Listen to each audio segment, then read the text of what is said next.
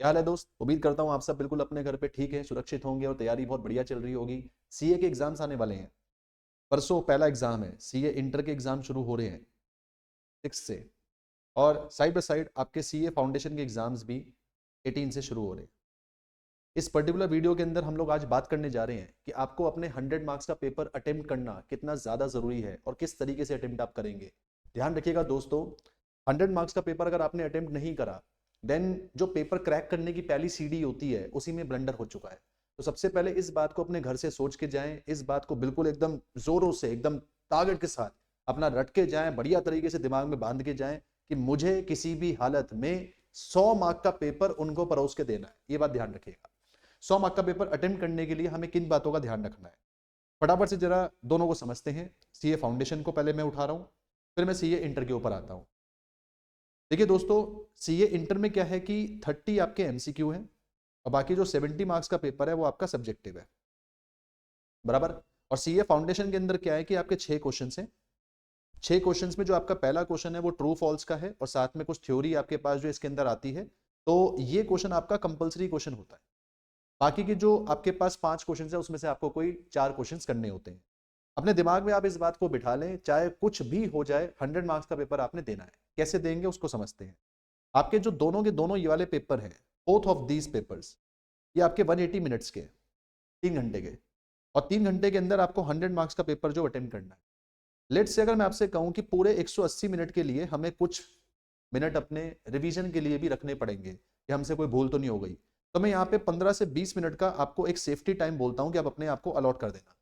Let's say कि आपने 180 minute में से सेफ्टी टाइम आप लोगों ने अलॉट कर दिया। लेट्स से मैंने अपनी तरफ से बोल दिया आपको कि आधा घंटा ही मान लेते हैं, पर आधा घंटा करना मत, बस कैलकुलेशन के लिए मैं बता रहा हूं। तो आपका ये अपने पास निकल कर आ जाएगा 150 मिनट्स। और 150 मिनट में आपको 100 मार्क का पेपर करना है। तो कायदे से 1 मार्क के लिए आपके पास 1.5 मिनट है। अब इससे आपकी मैथ्स ये चलनी चाहिए कि अगर मेरे पास कोई भी क्वेश्चन 4 मार्क का आ रहा है तो मुझे वो 4 मार्क इंटू 1.5 यानी कि 6 मिनट के अंदर मुझे वो करना है। इसी तरह से अगर मेरे पास कोई क्वेश्चन 8 मार्क का आ रहा है तो 8 मार्क इंटू 1.5 मुझे वो 12 मिनट के अंदर करना है। अगर कोई क्वेश्चन मेरे पास 15 मार्क का आ रहा है तो 15 इंटू 1.5 वो मेरे पास 22.5 मिनट में पूरा होना चाहिए। तो ये आपके पास दिमाग में मैथ्स चलनी चाहिए। अगर मैं सीए के पेपर की बात करूं, वो भी फाउंडेशन की बात करूं, तो फाउंडेशन में जो क्वेश्चन आते हैं वो इस तरीके के आते हैं, 4 मार्क के, 5 मार्क के। साथ में जो आपके ट्रू फॉल्स होते हैं वो तो सारे 2 मार्क ईच के हैं, पर मैं क्योंकि उनको 6 पार्ट बोलूंगा तो वो 12 नंबर के हो जाएंगे। इसके अलावा क्वेश्चन आते हैं 8 मार्क, 10 मार्क, 12 मार्क और 20 मार्क। इस तरीके से आपके जो क्वेश्चन है वो बनते हैं। बस एक शेयर्स का क्वेश्चन आपका जो 15 मार्क का है वो आता है। तो आप इसी में अपने पास जो आपने फैक्टर निकाला है, जैसे मैंने अपने केस में 1.5 निकाला, तो आप अपने पास इस तरीके से ध्यान रखना कि यार ये मुझे 6 मिनट लगाने हैं, यहाँ पे मुझे अपने पास 7.5 मिनट लगाने हैं, यहाँ पर मुझे अपने पास जो है 12 मिनट लगाने हैं। इस तरीके से आप सोच के चलिएगा ताकि आपको पहले दिन से पता हो, पेपर को लिखते टाइम पर आपको पता हो कि मुझे किस जोन में कितना समय लग रहा है। अब क्योंकि मैं सीए फाउंडेशन की बात कर रहा हूं तो पहले मैं इसी के ऊपर रहूंगा। दोस्तों, कभी भी क्वेश्चन नंबर 1 को आप पहले अटेम्प्ट नहीं करेंगे, ये बात ध्यान रखनी है। जो भी क्वेश्चन कंपलसरी क्वेश्चन है, मैं इस क्वेश्चन को कंपलसरी क्वेश्चन नहीं बोलता, मैं इस क्वेश्चन को हमेशा मजबूरी क्वेश्चन बोलता हूं। मजबूरी क्वेश्चन का मतलब यह है कि अगर मेरे पास चॉइस होती तो शायद मैं इसको छोड़ सकता था, लेकिन मेरी मजबूरी है, मुझे इसको करना होगा। और मजबूरी में करने वाला काम कभी भी पहले नहीं करना है, हमेशा लास्ट में करना है। असल में यह है कि इस क्वेश्चन के अंदर ट्रू फॉल्स है। ट्रू फॉल्स वाले क्वेश्चन के अंदर अक्सर ऐसा होता है कि जो आपके 6 पार्ट्स होते हैं, उन 6 पार्ट में से कोई एक आधा पार्ट ऐसा होता है जो बच्चे को नहीं आता। अब अगर आपने पहला क्वेश्चन ही ये उठा दिया तो इसका इंपैक्ट आपके जो बाकी क्वेश्चंस होंगे उनके ऊपर पड़ना शुरू हो जाएगा। तो आपने क्या करना है, ट्रू फॉल्स वाले क्वेश्चंस को कभी भी पहले नहीं उठाना। कुल मिला के क्वेश्चन नंबर 1 को ही आपने कभी पहले नहीं उठाना। क्वेश्चन नंबर 1 कंपलसरी क्वेश्चन को हम कब करेंगे? देखो दोस्तों, पूरे पेपर के अंदर आपने 5 क्वेश्चंस करने हैं। क्वेश्चन 1 कंपलसरी है और जो बाकी के 5 क्वेश्चंस हैं उसमें से आपने 4 क्वेश्चन करने हैं, तो टोटल आपने 5 क्वेश्चंस करने हैं। मेरे हिसाब से आपको पेपर इस तरीके से करना चाहिए कि जब आपको आपका रीडिंग टाइम मिला तो आप रीडिंग टाइम के अंदर अपने जो बाकी के 4 क्वेश्चंस हैं, सेलेक्ट रिमेनिंग 4 क्वेश्चंस, कौन से आप अटेम्प्ट करोगे, पहले आप इसको ढूंढ लो। कुल मिला के देसी भाषा में बोलूं तो कौन सा क्वेश्चन आप छोड़ोगे पहले ये ढूंढ लो, जो आपको रीडिंग टाइम मिल रहा है उसके अंदर। अब जो भी आपने 4 क्वेश्चन सिलेक्ट करे हैं, इन 4 क्वेश्चन को आप डिसेंडिंग ऑर्डर में करोगे। ध्यान से सुनिएगा, डिसेंडिंग ऑर्डर में। डिसेंडिंग ऑर्डर से मेरा मतलब है अच्छे से बुरे की तरफ। अगर इन चारों क्वेश्चन में आपको क्वेश्चन नंबर 6 बेस्ट आता है, सबसे पहले आपको वो करना है। अगर आपको क्वेश्चन नंबर 5 बहुत बेस्ट आता है तो आपको पहले वो करना है। कैसे करना है? मान लीजिए आपने इन 4 क्वेश्चंस में से 2 क्वेश्चन पहले आपने पूरे पूरे कर लिए, 3 क्वेश्चन अपने पास जो आपके बचे, उसमें आप बीच में यहां पे क्वेश्चन नंबर 1 को कर सकते हो और उसके बाद फिर 2 क्वेश्चन आप अपने रिमेनिंग दोबारा से कर दो। अदरवाइज मैं आपकी जगह पे होता, मैं सीए फाउंडेशन का पेपर कर रहा होता, तो मैं हमेशा क्वेश्चन नंबर 1 को लास्ट में करता, ऑलवेज एट एंड। मैं पहले अपने 4 जो बेस्ट क्वेश्चन है उनको करता। ये जो 4 बेस्ट क्वेश्चन आपके होंगे ये आपका मोमेंटम बढ़ा देते हैं और आप एक फ्लो स्टेट में आ जाते हो। उसके बाद आप क्वेश्चन नंबर 1 उठाओगे तो वो शायद ज्यादा अच्छा होगा। बाकी दूसरी स्ट्रेटेजी आप ये लगा सकते हो कि कोई भी 2 क्वेश्चन उन 4 में से पहले करो, फिर क्वेश्चन 1 को करो, फिर बचे हुए 2 क्वेश्चन करो। मेरे हिसाब से आपका जो ऑर्डर रहना चाहिए वो ऐसा रहना चाहिए। जो भी क्वेश्चन आप अपना पहला उठा रहे हैं, आपकी सहूलियत है, अपने मुताबिक देखें कि आपने सबसे ज्यादा तैयारी किसकी करी है, कौन से टॉपिक्स में आपके आंसर ज्यादा मैच हो रहे थे। आईसीआई स्टडी मैट से पेपर आता है तो आप उससे करोगे।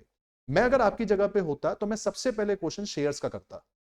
शेयर का क्वेश्चन जर्नल का क्वेश्चन होता है, जर्नल एंट्री लेजर अकाउंट बनाने से जल्दी खत्म हो जाता है, तो मैं शेयर्स का क्वेश्चन करता और अक्सर ये 15 मार्क का आता है, तो मुझे पहले 1 घंटे में 15 मार्क का लीवरेज मिल जाएगा। शेयर्स के अलावा और कौन से क्वेश्चन ऐसे हैं जो जर्नल में आते हैं? रेक्टिफिकेशन जर्नल में आता है, बिल ऑफ एक्सचेंज जर्नल में आता है, डिबेंचर जर्नल में आता है, कंपनी अकाउंट के जो बाकी टॉपिक हैं वो सब जर्नल में आते हैं। जर्नल अपने आप में इतना बड़ा एरिया है जहां से जर्नल एंट्री के बहुत सारे क्वेश्चन आते हैं। तो अगर आपका जर्नल एंट्री की प्रैक्टिस अच्छी है और आपका उसके ऊपर जो है ग्रिप बना हुआ है, तो आपको पहले पेपर में ये करना चाहिए। ये जल्दी खत्म हो जाता है और मार्क्स बहुत ज्यादा दे जाता है। इसके बाद फिर आपको मूव करना चाहिए लेजर अकाउंट वाले टॉपिक्स पर। आप इसको स्विच भी कर सकते हो कि लेजर अकाउंट को पहले कर लो, जर्नल को बाद में। लेजर अकाउंट वाले टॉपिक कौन से हैं? जैसे एनपीओ हो गया, जैसे फाइनल अकाउंट हो गया, जैसे पार्टनरशिप हो गया, ये टाइप के टॉपिक्स, इनकम्प्लीट रिकॉर्ड हो गया, इस टाइप के टॉपिक्स। ये टॉपिक्स आपको फिर अपने पास जो करने चाहिए। कुल मिला के आपका पेपर अच्छे से बुरे की तरफ जाना चाहिए, ऐसा नहीं कि बुरे से अच्छे की तरफ जाए। नो, आपका टीचर जब पहला पेपर आपका चेक करे, वो पहली शीट चेक करे, तो वो टिक्स लगने चाहिए। बीच में आगे अगर कभी ऐसा होता है कि यार 100% पेपर सही नहीं भी हो रहा, कुछ गलत भी हो रहा है, तो वो बाद में जाके हो, स्टार्टिंग में ना हो। कुछ खास बातों का आप लोगों ने ध्यान रखना है। उससे पहले मैं इंटर के बारे में बता दूं, इंटर वाले बच्चे कैसे करेंगे। दोस्त, आप लोगों ने कभी भी एमसीक्यू पहले नहीं करने। जैसे फाउंडेशन वाले बच्चों को क्वेश्चन 1 ट्रू फॉल्स पहले नहीं करना, ऐसे आपको कभी एमसीक्यू पहले नहीं करने। आप भी क्या करेंगे, जो आपको रीडिंग टाइम मिलेगा, क्योंकि आपके 70 मार्क्स के क्वेश्चन में वही गणित है जो आपका सीए फाउंडेशन में था। 6 क्वेश्चन आपके पास है, एक कंपलसरी है, बाकी 5 में से 4 करने हैं। तो आप सबसे पहले सेलेक्ट कर लो अपने क्वेश्चंस जो मैंने फाउंडेशन वालों को बताया। फिर उसमें आप भी इसी तरीके से करोगे कि जो क्वेश्चंस आप लोग कर रहे हो, पहले आपने डिस्क्रिप्टिव क्वेश्चन 1 करा, फिर दूसरा करा, फिर तीसरा करा, उसके बाद ब्रेक लेके फिर आप लोग यहाँ पे एमसीक्यू पे आना, फिर चौथा, फिर 5वां क्वेश्चन करा। और कर सकते हो, पहला करा, दूसरा करा, पहले एमसीक्यू कर लो, फिर बाद में आप अपने जो 3 क्वेश्चन हैं वो करो। कहने का मतलब एमसीक्यू आपके पेपर में बीच में होना चाहिए, ना शुरुआत में होना चाहिए, ना अंत में होना चाहिए। दोस्त, अगेन वही बात है, एमसीक्यू में 15 क्वेश्चंस हैं, सब अलग अलग है। और एमसीक्यू जनरली ऐसा होता है कि इतने सारे एरियाज को कवर करता है जिसमें हमारा माइंड इधर से उधर स्विच होगा टॉपिक्स के बीच में। अगर इसमें आपको एक भी पॉइंट हिट कर जाएगा, जो एक भी पॉइंट ऐसा होगा जो नहीं आता होगा, उसका इंपैक्ट आपके बाद के सारे क्वेश्चन से पढ़ना शुरू हो जाएगा। इसलिए एमसीक्यू के क्वेश्चंस को आपने, मैं तो ये कहता हूं कि रीडिंग टाइम में भी उसको मत पढ़ो। रीडिंग टाइम में आप सिर्फ अपने उन क्वेश्चन की सिलेक्शन करो कि डिस्क्रिप्टिव क्वेश्चन में आप कौन से क्वेश्चन पहले करोगे, कौन से क्वेश्चन बाद में करोगे। तो ये स्ट्रेटेजी सेम आपने फॉलो करनी है। अगली खास बात, जब आपका पूरा का पूरा पेपर हो जाता है, क्योंकि आपने कुछ लीवरेज टाइम रखा होगा, आपने कुछ 15 से 20 मिनट अपने छोड़े थे, जब आप उसमें रिवाइज कर रहे होगे तो उन क्वेश्चंस को पहले रिवाइज करिएगा जिनमें आपके आंसर्स नहीं आए थे। जो आंसर आपके पूरे हो गए थे, जिनमें बैलेंस शीट मैच हो गई थी, जिनको लेके आप कॉन्फिडेंट हो, उनको आप बाद में रिवाइज करेंगे। क्वेश्चन करने के दौरान मान लीजिए कभी ऐसा हुआ कि एक क्वेश्चन 10 मार्क का है और मेरी कैलकुलेशन के मुताबिक मुझे उसको 1.6 से मल्टीप्लाई करना है या मुझे उसको 1.5 से मल्टीप्लाई करना है, डिपेंडिंग अपॉन कि आपने कितना लीवरेज टाइम रखा है। मैंने अपना लीवरेज टाइम आधा घंटा रखा था, तो मुझे 1.5 मिनट एक उसके लिए मिलता है मार्क के लिए। इस हिसाब से 10 मार्क वाला क्वेश्चन मेरा 15 मिनट में हो जाना चाहिए। लेट्स से जब मैं 15 मिनट में वो क्वेश्चन कर रहा था तो मेरा ध्यान बार बार मेरी वॉच पे जा रहा है और मुझे ऐसा लग रहा है कि मेरी स्पीड धीरे चल रही है। तो दोस्त, आपने क्या करना है, जितना क्वेश्चन आपका 15 मिनट में हुआ वो आपने पूरा कर लिया। अगर आपको लगता है कि 1 या 2 मिनट और देकर, मैक्सिमम 3 या 4 मिनट देकर मैं इस क्वेश्चन को अभी पूरा कर सकता हूं, तो आप उस पर लग जाइए। अगर आपको लगता है कि नहीं यार ये बहुत ज्यादा टाइम अभी भी खाएगा, तो इस क्वेश्चन को जितना हुआ है आप इतना ही रख के आप अपने नेक्स्ट क्वेश्चन पे मूव करिए। Don't stuck to one question just because कि ये मुझे कंप्लीट करना ही करना है। No, that's not a good approach. उसको आपने ध्यान रखना है, इस चीज को साथ में लेके चलना है। कुछ बातें जो पेपर अटेम्प्ट करते टाइम में हर बच्चे को बोलता हूं, these are must must must, ये आपने ध्यान रखना है, बिल्कुल भी इनके लिए इनको अपनी सेकंड प्रायोरिटी नहीं देना। पहली बात, आप कोई भी क्वेश्चन कर रहे हो, एनी क्वेश्चन, वो आपकी शीट पर आपने सेंटर पर लिखना है और फिर आप अपने आंसर को लिखोगे। Don't write question number here, don't write question number here, कभी भी नहीं। सेंटर पे क्वेश्चन नंबर लिखना है, फिर आप अपने आंसर्स को लिखोगे। बराबर। दूसरी बात, आप अपना हर क्वेश्चन नए पेज पे करोगे, एवरी सिंगल क्वेश्चन नए पेज पे। मान लीजिए आपने क्वेश्चन 1 करा, वो यहां पे खत्म हो गया, don't start question number 2 here, no, move अगले पेज पर, यहां आके आपने क्वेश्चन करना है। ये बात आपको अभी क्लियर नहीं होगी, लेकिन प्लीज एक बड़े भाई की तरह मैं आपको ये बोल रहा हूं, इस बात को प्लीज मानिए। I have seen sheets of the student, जब यहाँ पे थ्रेड लगता है तो बच्चों के क्वेश्चन नंबर ही गायब हो जाते हैं। तो प्लीज इस बात को ध्यान रखें, हर क्वेश्चन नए पेज पे, क्वेश्चन नंबर सेंटर में लिखना है। तीसरी खास बात, आपकी अगर कुछ भी लिखते टाइम पे गलती हो गई, मान लीजिए आपने 25,000 लिखा, बाद में आपको याद आया कि यार ये तो 25 नहीं था, ये तो 26 था। कई बच्चे क्या करते हैं, यहीं ऐसे ऐसे करके लिख देते हैं। इस चीज से इंस्टीट्यूट को सीधा सीधा चिढ़ है, मार्क माय वर्ड्स, इंस्टीट्यूट को चिढ़ है इस बात से। आपने ये चीज करनी ही नहीं है। तो ध्यान रहे, आपने 25,000 लिखा, आपको लगता है कि गलत हो गया, पेन उठाओ अपने पास, जिस पेन से आप लिख रहे हो, ब्लैक पेन से आपको पेपर करना होता है, सिंगल एक लाइन में काटो और इसके नीचे आके 26 लिखो। आप अपनी गलती हो रही है, उस गलती को कबूल करो ना यार। आप ओवर राइटिंग करके उसको एक तरह का फ्रॉड क्यों दिखा रहे हो? और ये ओवर राइटिंग करने से बच्चा सोचता है कि मैंने टीचर को ये दिखा दिया कि देखो मेरे से गलती नहीं हुई है, जबकि आपकी पूरी शीट के अंदर ना यही चीज सबसे ज्यादा हाईलाइट होगी। वो अगर कहीं और भी जाके पढ़ रहा होगा, वो सबसे पहले यहां पर आएगा, इसके नंबर काटेगा। तो प्लीज ये सब काम ना करें। ये काम बच्चे ज्यादा कहां करते हैं, बच्चे अपने आप को 30 मार्क का समझते हैं, सोचते हैं कि हम टीचर्स के बाल ऐसी सफेद हो गए हैं, हमें नहीं पता है।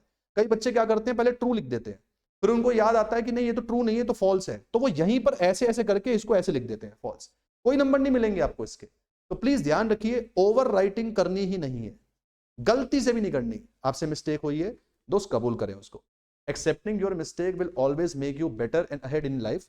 कभी भी ऐसा नहीं होगा कि आप उससे पीछे की तरफ जाएंगे। तो इस बात को जितनी जल्दी समझेंगे उतना अच्छा होगा। तो ओवर राइटिंग नहीं करनी है, नहीं करनी है, नहीं करनी है। तीसरी खास बात, इस चीज को ध्यान रखिएगा। बहुत सारे बच्चे क्या करते हैं, एक क्वेश्चन कंप्लीट हो गया, उस क्वेश्चन नीचे ऐसे लाइनें डालते हैं। कोई जरूरत नहीं है, आप हर क्वेश्चन को एक नए पेज पे कर रहे हैं तो वो ऑटोमेटिकली अलग हो चुका है। तो अपनी लाइनों के ऊपर टाइम डालने का जो काम है वो ना करें, इस बात से अपना जो वक्त है वो बचाएं। रीडिंग टाइम आपको जो भी मिलेगा, उसमें आपने सिर्फ ये डिसाइड करना है कि मुझे पेपर का ऑर्डर क्या रखना है, ऑर्डर या सीक्वेंस ऑफ माय पेपर। मैं अपने पेपर को किस सीक्वेंस में प्रेजेंट करूंगा, बस ये आपने डिसाइड करना है। Don't go and reading in all the questions at once, पूरे पूरे क्वेश्चन को मत पढ़िए दोस्त। पढ़ना ही है, एडजस्टमेंट्स पढ़ें, पार्टनरशिप में एडजस्टमेंट्स क्या क्या आई हुई हैं। और क्वेश्चन पेपर को करते टाइम पर एडजस्टमेंट अगर आप पढ़ भी रहे हैं, कोई एक एडजस्टमेंट नहीं भी आए तो घबराना नहीं है। मैं आपको बताता हूं क्यों। आई always ask my student, tip number 4 and 5 tip जो हमारी है, आखिरी टिप वो यही है, ध्यान से जरा इस बात को सुनिएगा। I always ask my students, हमेशा मैं उनसे एक ही बात बोलता हूं, don't attempt to score 100 out of 100, just make a target to attempt 100 marks. कहने का मतलब यह है, गलत मत लीजिएगा, आप कभी भी घर से ये ना सोच के जाएं कि मुझे तो 100 में से 100 ही लाने हैं। इससे होता क्या है, जब आप घर से बिल्कुल ये सोच के जाते हैं कि मुझे तो 100 में से 100 ही लाने हैं, मैं कुछ भी गलत नहीं करके आऊंगा, कुछ भी मेरे से मिस्टेक नहीं होगी, मैं तो सुपर हूं, मैं सुपरमैन हूं, मैंने इतनी अच्छी तैयारी करी है कि मेरे से कुछ गलत हो नहीं सकता, then the moment anything goes wrong, उसका ड्रास्टिक इंपैक्ट आता है आपके पेपर पर और आपका पेपर खराब होना शुरू हो जाता है। मैं आपको बताता हूं मेरी क्या आइडियोलॉजी रही है, और ये बात ज्यादा वो बच्चे समझ पाएंगे जो बच्चे 40 या 50 की तैयारी करते हैं, क्योंकि वो मेरी वाली भीड़ से आ रहे हैं। हम लोग क्या करते हैं दोस्त, हम जब पेपर में जाते हैं, अगर हमने एक 10 मार्क का क्वेश्चन पढ़ा, उसमें 10 पॉइंट्स हैं, अगर हमें 1 पॉइंट नहीं आता ना, मैं तो ये करता हूं, भाई साहब मुझे 9 पॉइंट आते हैं, शाबाश, ये हुई ना कुछ बात, 9 पॉइंट आते हैं मुझे यार, मैं तो सोच के आया था 10 में से मेरे 6 निकलेंगे यार, 9 पॉइंट मुझे आते हैं, क्या बात है, ये होना चाहिए भाई साहब। The point is always PAT on your back, और अपने आप को याद दिलाओ कि मुझे 10 में से 9 का आता है। ये नहीं कि यार ये एक नहीं आता, इससे दुनिया बिखर जाएगी, मेरा आंसर नहीं आएगा, हाय तौबा इंस्टीट्यूट नंबर नहीं देगा, सब बेकार की बात है। आपको जितना आता है फोकस उसके ऊपर करना है। अगर आपको एक 20 मार्क के क्वेश्चन में बेटा 2 एडजस्टमेंट नहीं भी आती तो क्या बड़ी बात है, ये 2 नहीं आती ना, अबे बाकी तो आती हैं, उनको अच्छे से करो बिल्कुल, और जो तो नहीं आती हैं कोई बात नहीं, मार्क्स कटेंगे उनके कटेंगे। आपका फर्ज इतना बनता है कि आप इसको अटेम्प्ट कर कर आओगे, और जो आपको अच्छे से आता है आप उसको सही करके आओगे। तो the thing is you will be attempting a paper just like you are entering in a casino. अगर मैं आपको बोलूं कि आपको एक कसिनो में जाना है और भाई साहब 1 मिनट के अंदर जो भी वहां से उठा सकते हो उठा के बाहर आ जाओ, तो आप कभी ये नहीं सोच के जाओगे कि मैं पूरा कसिनो ही खाली करके आ जाऊंगा। नो, आप अंदर जाओगे और 1 मिनट में आपसे जो बन पाएगा आपने वो करना है। सेम चीज वही है, मैंने विराट कोहली को बोला भाई साहब सुपर ओवर आपको खेलना है और 6 बॉल पे 6 ही छक्के लगाकर आने हैं, तो वो भाई साहब कभी ठीक से नहीं खेल पाएंगे। मैं बोलूंगा जस्ट जाओ वहां पे और आपको जो लगता है आपसे बेस्ट हो सकता है वो करो। सेम काम आपने करना है, दोस्त पेपर में जाइए, 3 घंटे के अंदर पूरा पेपर अटेम्प्ट करना है आपने। ध्यान रहे 6 बॉल खेलनी जरूर है, 6 बॉल पे 6 छक्के लगाने ऐसा नहीं है, 6 बॉल पूरी पूरी खेल कर आइए और आपके हिसाब से आप जितनी बॉल पे जो रन मार सकते हैं उतने रन मार के आइए। सेम चीज यहां पे है, 100 मार्क का पेपर आपने पूरा पूरा अटेम्प्ट करना है। अगर कोई क्वेश्चन आपको नहीं आता दोस्त तो घबराना नहीं है, बल्कि अपने आपको याद दिलाना है कि यार 10 में से 4 मार्क का मुझे आता है। मैं तो ये सोच के आया था कि मेरे को पेपर ही 80 मार्क का अटेम्प्ट करना है, लेकिन मैं तो 100 मार्क का पेपर करके आ रहा हूं। अब उसमें से अगर मैं 80 के ऊपर कॉन्फिडेंट हूं और 20 मुझे नहीं भी आता, मैंने वो भी अटेम्प्ट कर दिया, तो इससे बेस्ट कुछ नहीं हो सकता। इन सारी बातों को ध्यान रखिएगा और पेपर करते टाइम पर इन सभी चीजों को अपने मन में बार बार दोहराते रहिएगा। And always always always paper करते वक्त अपने आप को ये याद दिलाइए कि इस इम्तिहान में बैठना ही सबसे बड़ी मेरी जीत है। ये ध्यान रखना, रिजल्ट आए नहीं आए सब बेकार की बात है। आप रिजल्ट के लिए पेपर में जाके बैठे हैं, आपने अपनी ईमानदारी से मेहनत करी है, आपका इंटेंट सबसे ऊपर है, ये मैटर करता है। गॉड ब्लेस दोस्त, मिलते हैं जल्दी जल्दी अपने पास दूसरे कोर्स के अंदर, दूसरे लेवल के अंदर। अगर आप लोग सीए फाउंडेशन में है तो सीए इंटर के अंदर, और सीए इंटर के अंदर है तो सीए फाइनल के अंदर। God bless everyone.